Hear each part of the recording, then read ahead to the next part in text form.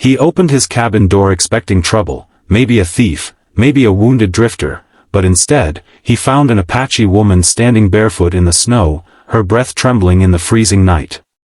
"I just need a place to stay for one night," she whispered. He should have slammed the door.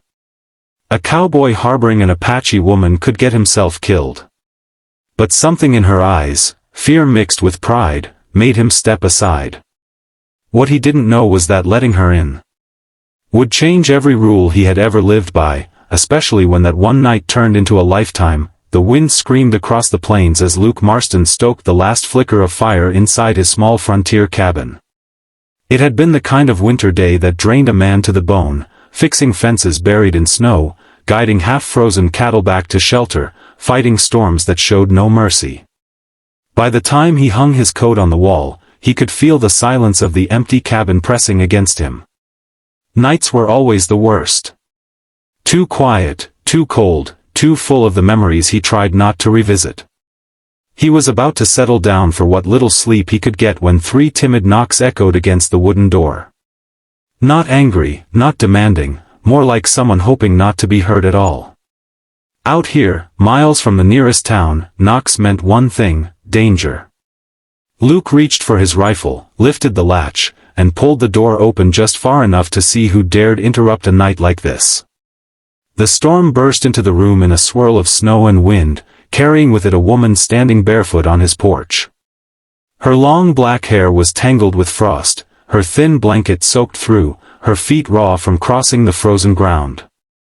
Though she shook uncontrollably, her eyes held steady, dark, alert, unbroken. He recognized her heritage immediately: Apache. The deep, proud set of her features, the way she refused to bow her head even when she looked moments from collapsing. "Please," she whispered, voice barely cutting through the wind, "I just need a place to stay for one night." Luke tightened his grip on the rifle. Taking her in could get him killed.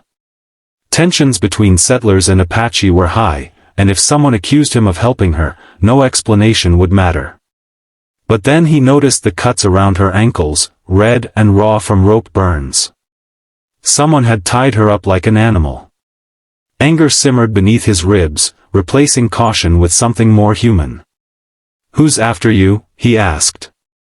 She glanced behind her into the darkness as if expecting it to rise up and swallow her. When she spoke, her voice trembled with exhaustion and fury. "White men. Hunters. I escaped before they traded me." Luke swallowed hard. He had seen what happened to women who fell into the wrong hands. No man with a conscience could send her back into the storm knowing she was being hunted. Against every rule that had kept him alive this long, he lowered the rifle and stepped aside. "Come in," he said quietly. She limped past him, clutching her blanket as though it were armor. Up close he could see she was younger than he first thought, maybe mid-20s, but her eyes carried the weight of someone who had lived too many battles. He closed the door and handed her the closest thing to warmth he had, a steaming tin cup of strong coffee. "What's your name?" he asked. She hesitated, studying him with the wary look of someone who'd been betrayed before. "Naya," she finally said. He nodded once. "Luke." Snow hammered against the windows, but inside the cabin, a fragile stillness formed between them. She wrapped her hands around the cup, letting its heat seep into her frozen fingers. After a long silence, she murmured, "I will leave before dawn. I won't cause trouble for you." Luke looked at her bruised wrists, her bleeding feet, the fear she tried so hard to hide. Dawn or no dawn, he knew one thing for certain: trouble was already following her, and he wasn't the type to let it take her quietly. Luke woke before dawn, the way he always did, but something felt different in the cabin. It took him a moment to remember the night before, the knock at the door, and the woman, Naya, barely standing in the snow. He sat up slowly, listening. The fire had burned low, but the room wasn't silent. She was awake. She sat in the far corner of the cabin, not asleep on the cot he had offered, but perched on a crate near the window, her knees pulled up, her blanket wrapped tight around her shoulders.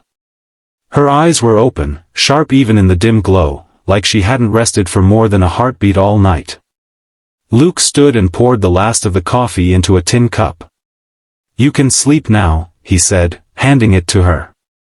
"I'll keep watch." She took the cup but didn't drink. "I do not sleep when danger follows me," she said softly. "Sleep makes you slow." Luke leaned against the wall, arms crossed. "You think they're still coming?" Naya didn't look away from the window. "Men like them don't stop. Not until they take what they want." He felt the tightness in her voice. Not fear, anger. Deep, quiet, controlled. The kind that only comes from being hunted too long. As she sipped the coffee carefully, as if expecting poison, Luke noticed her wrists again. The red grooves cut into her skin, swollen and dark. He hated the sight of them. "They did that to you?" he asked. She looked down briefly. "They tied me to a wagon. I chewed through the rope." Her tone was flat, as if the pain was just another mile she had walked. Luke rubbed a hand over his jaw, trying to push back the heat rising in him. "I'm not handing you over to anyone." She turned her head slightly, studying him the way she had last night, as if measuring the strength of his promises. "You are a rancher," she said. "I am Apache. Helping me brings trouble." "Trouble's been to my door plenty of times," Luke answered, "and I'm still standing." For the first time, her eyes softened. Not much, she guarded her emotions like a wounded animal, but enough that he knew she believed him a little more than she had the night before. A sudden crunching noise outside froze them both. Snow shifting under weight. Boots. Luke grabbed his rifle without hesitation. Naya rose too, her face tightening, her breathing steadying as if she'd practiced this moment 100 times. They both moved to the window. In the pale blue light of early morning, 3 shapes emerged through the drifting snow, men on horseback, moving slowly but purposefully toward the cabin. Naya whispered, "They found me." Luke's jaw clenched. "Stay behind me." "No," she said firmly. "We face them together." He almost smiled. She was half his size, wounded, exhausted, but she stood with the unshaken fierceness of someone who had survived everything meant to break her. The riders stopped 30 yards from the cabin.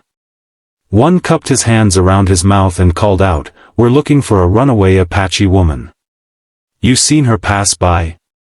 Luke stepped outside with Naya beside him. Snow swirled around them, but neither flinched.